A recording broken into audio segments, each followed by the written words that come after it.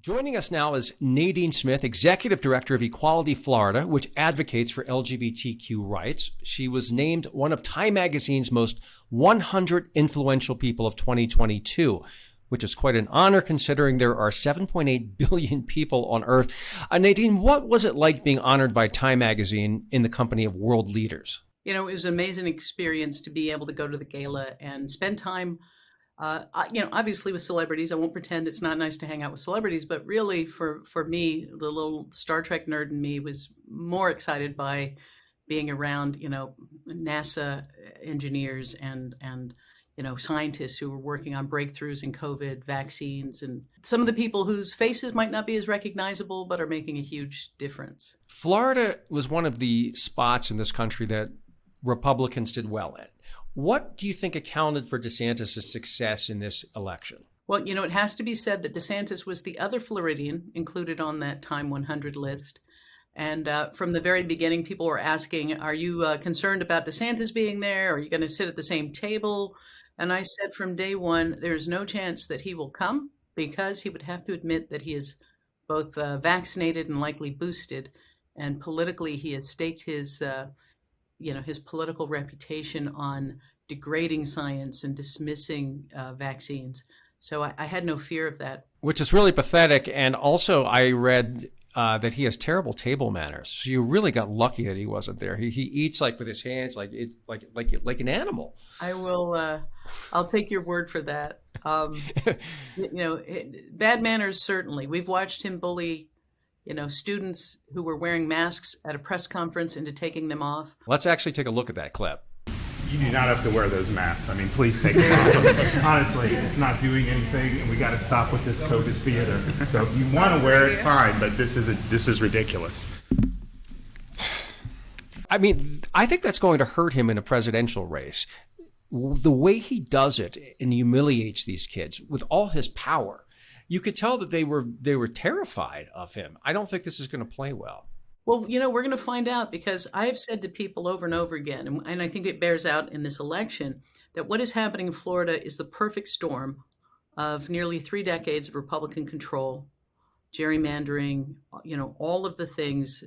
This is where the Republicans have been able to play out their entire playbook. And then you have DeSantis inheriting that and using Florida as the launch pad for culture wars that he has then gone onto Fox News and other right-wing platforms to raise money.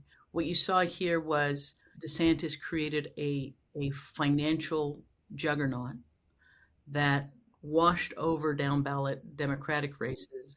But the fact that the influence of the DeSantis messaging and wedge issues, both racist and anti-LGBTQ, were largely contained. In fact, in the places where they tried to export the same sort of anti-LGBT talking points, like in Michigan, where I think they spent $50 million on anti-trans ads, that all blew up in their face. So I think people are beginning to see from this election, one, that it is hard to overcome such an overwhelming financial deficit that DeSantis was able to build, but that the messages driving it were not resonating across the country. And I think that if you're Donald Trump, you're taking a hit on the one hand because you and DeSantis endorsed the same candidates that failed. But on the other hand, you're seeing that DeSantis is not as strong a candidate as the media has been portraying him as. Yeah, I think he's overrated. I think he's got a really bad personality that comes out. He looks nasty, petulant, and he doesn't interact well with people like normal politicians do. I think he could be the next Rick Perry, someone who is highly touted, then goes down in flames very quickly, especially with Trump, who is going to attack him every single day from Mar-a-Lago. And you have a difficult state, I'd say. You've got DeSantis in Tallahassee. You've got Trump in Mar-a-Lago down south.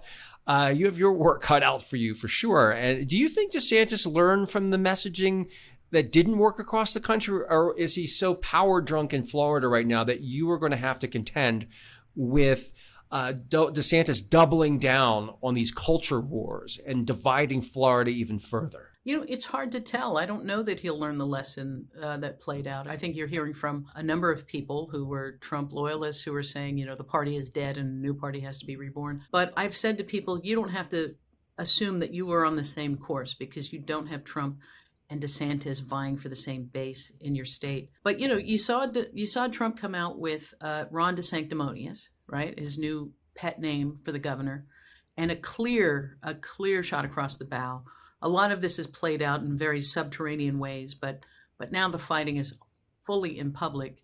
And the interesting thing, despite the fact that DeSantis has literally parroted the Trump style, body language, mean-spiritedness, divisiveness, but you see he didn't take a swing back at Trump. And so I think that part of the question is this DeSantis's little Marco moment? Is this the place where the pale imitation is standing next to the ugly reality and doesn't fare very well? But I also think in terms of the mood of the country, part of what came out of this last election is that people are tired of this sort of season of meanness, this constant disparagement. And I think people across the country, were delivering a message that, not just about Roe, although certainly, but that this vilifying of everyone that's different, this relentless messages of hatred were being rejected, and perhaps more so by the emerging generation. This is the Gen Z. This is the Gen Z election where they flexed at the ballot box. And I think that smart politicians are going to pay attention to the fact that they're not buying what Trump and DeSantis are selling. Yeah, I think people want solutions, and they're tired of this constant instability and bickering. And I think that the elections kind of spoke to that. People want to move forward and not get stuck in place. And that's what DeSantis offers. That's what Donald Trump offers, more of the same with his endless grievances. There is talk among some activists that Florida should be boycotted, or at least an Anywhere But Florida campaign, urging tourists and conventions to stay away. The goal is to create pressure to diminish DeSantis' standing. I've also spoken to activists who are opposed to targeting Florida, saying it will hurt small businesses while not impacting DeSantis' future. What's your view? Well, I think that DeSantis is hurting Florida's future in multiple ways. I mean, we know that there are conferences that aren't coming to the state in protest of what's happening. We know that there are conferences that have come to the state only because all of the deposits were down, all of the contracts were signed pre-COVID. And so, we've had a real boom as people post-COVID, or post-COVID in quotes, have been, flocking to the vacations that were deferred for multiple years. But I know that there are conferences that have come to Florida pretty regularly who are openly debating whether they will or won't. My message to everybody has been the same. Like, if you decide not to come to Florida based on your values, I can respect that. If you decide to come to Florida, but you want to express your values and make a statement about how wrong you think these policies are, we'll help you do that. And so he's also damaging our state by tinkering and intruding into our fairly well-respected university system in ways that are damaging, both in terms of recruitment of the best and brightest to come to universities, but also in the brain drain, which is something, we worked very hard to make Florida not just the playground where you got your degree, but the place and you return to after you retire, but the place where you take that education and you improve our state. But once again, universities are talking about the brain drain that has reignited because the reputation of Florida is increasingly backwards, increasingly oppressive, increasingly intrusive on academic freedom. All of these things are doing harm to our economy.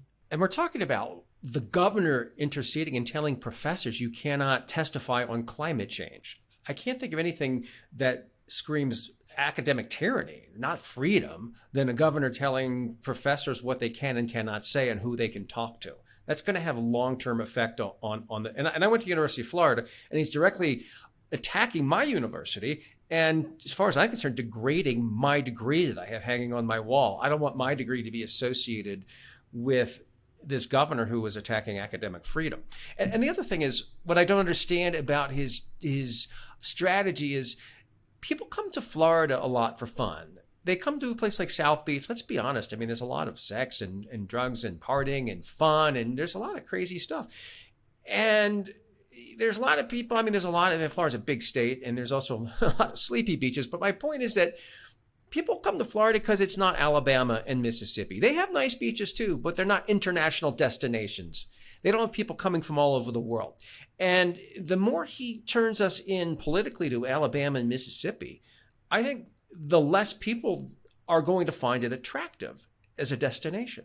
Yeah, we've had people who have canceled their Florida vacations and sent the money they would have spent to help support the fight, whether it's directly to youth service agencies or to Equality Florida. It does damage for sure. And the intrusion into academic freedom isn't limited to the universities. He's actually put a training together for history teachers, social studies teachers, that is a complete inversion of history, a complete bastardization. He wants them to teach that George Washington and Thomas Jefferson were actually heroes of the abolitionist movement. Nothing could be further from the truth. He's also, in addition to the anti-LGBT bills that he has championed, he's also passed one called the Stop Woke Act, which is all about going into private companies and saying, you don't get to train your diverse workforce to create a welcoming place for diversity, equity, and inclusion.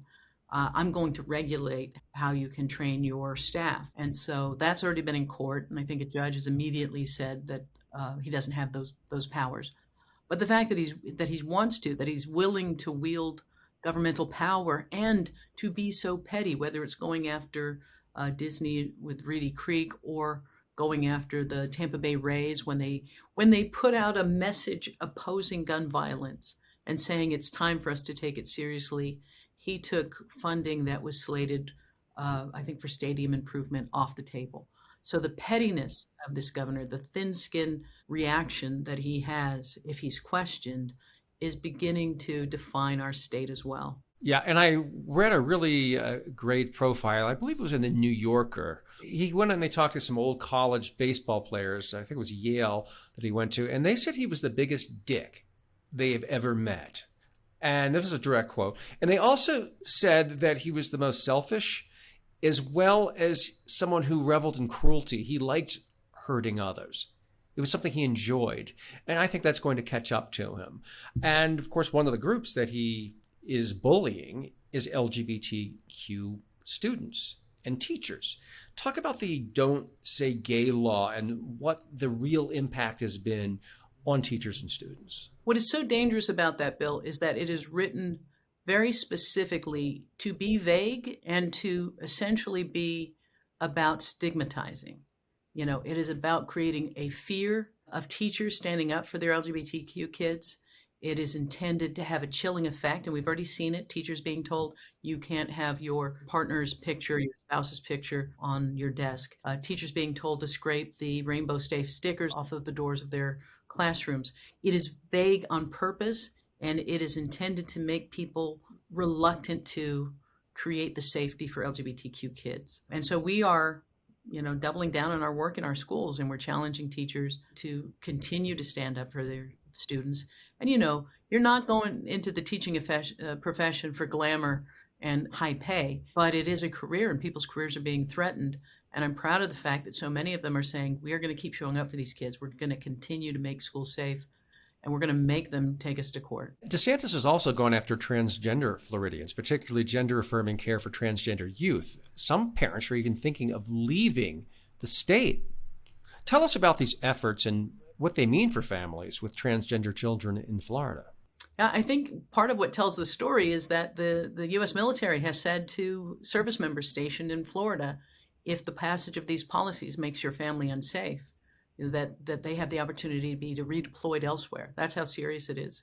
And I think there are a lot of parents who never thought they would have to become political activists because their kids are trans or LGBT. But I'm seeing parents step up in a whole new way. And I think that the governor has miscalculated on three fronts. One is there's no quitting us. We're not backing down. We're gonna challenge him at every step.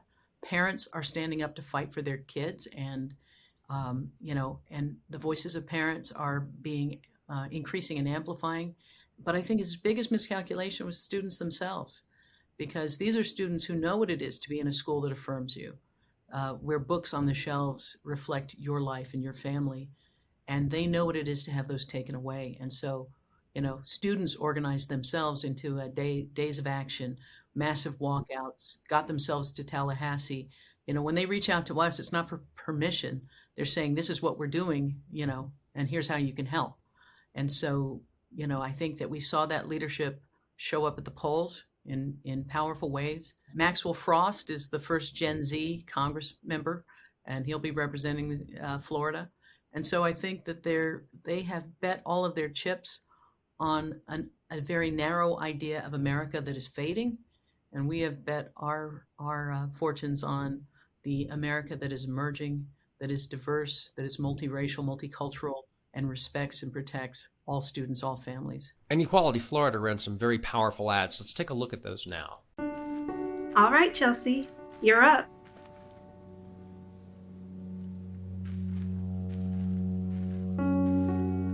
Tell us about your hero.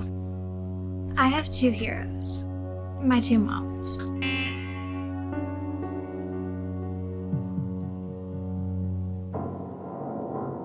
It's okay. You should be proud. Go ahead. Mrs. Thompson, please report to the front office. On the playground, in the community, in the office, nobody likes a bully. But that's exactly who Ron DeSantis is. Bullying our kids, bullying the LGBTQ community, and bullying Floridians seeking abortion care. We've seen bullies like Ron before. We're not afraid, and we're fighting back. Ron DeSantis has also gone after drag queens. I think the right looks ridiculous. They're saying that they're sexualizing kids. Well, the rest of the country is laughing at drag shows. They're lusting. Very bizarre, I would say. I also think that maybe this can be addressed by talking about how they're taking away freedom, actually telling people what they can and cannot wear, and telling parents where they can take their children. I mean, that seems like big government on steroids, intruding on the decisions of families. What's the best way to engage this fight from your perspective? Well, again, I think if we look around the country where they try to export this sort of panic, fear-mongering, voters saw right through it, rejected it. The fact that DeSantis has weaponized the agency that regulates liquor licenses to go after places that have drag shows. You know, they're not aiming that at Hooters or any of these other establishments where you might actually have a reason to be concerned about your child being in those businesses. I think people are seeing through that. And I think the thing that we really have to do is counter their messages. They're counting on the fact that people don't have a lot of experience encountering trans kids or trans people or see them through a very narrow lens. So our job is to tell the real stories, as it always has been, whether it's coming out, whether telling love stories in the fight for marriage. You know, trans folks exist, have always existed. They're part of our communities, our friends, our families, our workplace. And we're going to amplify their voices and take away the ignorance that leads to fear that allows these politicians to weaponize that. The really good news is when you look at polling, support for the trans community continues to grow. You know, it is this mean-spirited weaponizing for political gain and to raise fundraising dollars that keeps it churning, not the fact that it's effective in dramatically shifting where the American public is. On 3 occasions, Ron DeSantis has refused to condemn Nazis, actual Nazis in Nazi uniforms, waving Hitler flags. This is someone who pretends to be outspoken and strong. He looks pretty weak here. I mean, you would think that condemning Nazis wouldn't be controversial, yet he seems unable to do so. Is he more extreme than the mainstream media is portraying him right now? Because they're portraying him as like Trump, but more mainstream. And I don't think his record says that. I think it says this guy is scary. No, I think he is much more extreme. You know, to be called a smarter, more moderate Trump, I don't think is accurate. I think he's dangerous precisely because I don't think he has a true north, a moral center that drives him. I think he looks at what the prevailing political wind is, and suddenly that's his issue. He's quicker to condemn drag shows than he is Nazis organizing in our state. That tells you just about everything you need to know. These were not issues that he has taken on that have been problems in Florida, whether it's going after diversity, equity, and inclusion training or social emotional learning in schools or any of these issues. They are all driven by right-wing think tanks telling him what he has to do to secure the MAGA base and usurp Trump. And that is his only North Star. Do you think Florida's a red state now, or is it just a state that's been underinvested in by the Democratic Party of recent years and can be reversed into, well, I mean, a purple state or a blue state again? I don't think that Florida's a red state. I think it's a purple state that can break blue or red, depending on the prevailing winds. It's always been an important part of the presidential math. And I think abandoning it at the national level in terms of funding and resource is a very bad idea. And I think that there are plenty of places that we see reasons to deepen that investment. You know, I mentioned Maxwell Frost's election, but we also have so many, blue urban areas that are the economic engine for our state. You know, this is a consequence of nearly 30 years of Republicans controlling every level of government, gerrymandering, voter suppression, and DeSantis raising hundreds of millions of dollars outside of Florida and using it to drown Democrats down ballot. Oh, you mentioned voter suppression, and Anna Navarro from CNN, Republican, or maybe she's a former Republican now, described DeSantis' voter suppression efforts as an election police. What impact did voter suppression have on voting in the midterms? Absolutely, it's a voter suppression technique, and the voters of Florida went to the ballot years ago and said, we think once you paid your debt to society, you should be able to vote. We want to get rid of this thing that is a holdover from, the post-slavery era intended to stop Black people from voting. And the legislature, the Republican-controlled legislature, has done everything to dismantle it, and yet still returning citizens have been allowed to vote. So this latest strategy to publicly humiliate people who voted, who were told by the state that they were permitted to vote, is intended to say no matter what you were told, no matter what the voters said, no matter what your attorney or even somebody at the state tells you, you risk going to jail if you actually cast your ballot. So yes, it is doing what it's intended to do, intimidate people, mostly poor, mostly Black and brown people, from voting. Yeah, and one of the things that conservatives keep pushing is they want same-day voting. Here's my take on that. They want to eliminate many of the precincts, especially in African-American neighborhoods, and create huge lines. That's what their interest is, to me, on same-day voting. Without everybody there jamming into the polls on the same day, it's much more difficult for them to create these Disney World-like lines and have people go, I got to get back to work. I can't stay for 3, 4, 5 hours to vote. So I think that voter suppression is a big problem. And I don't think people should be fooled when Republicans say voting on voting day only, because that's what I think their plan is. There's some reason to be positive. And Walter Mondale won only a single county in Florida, Gadsden. Michael Dukakis, only one county, the same one.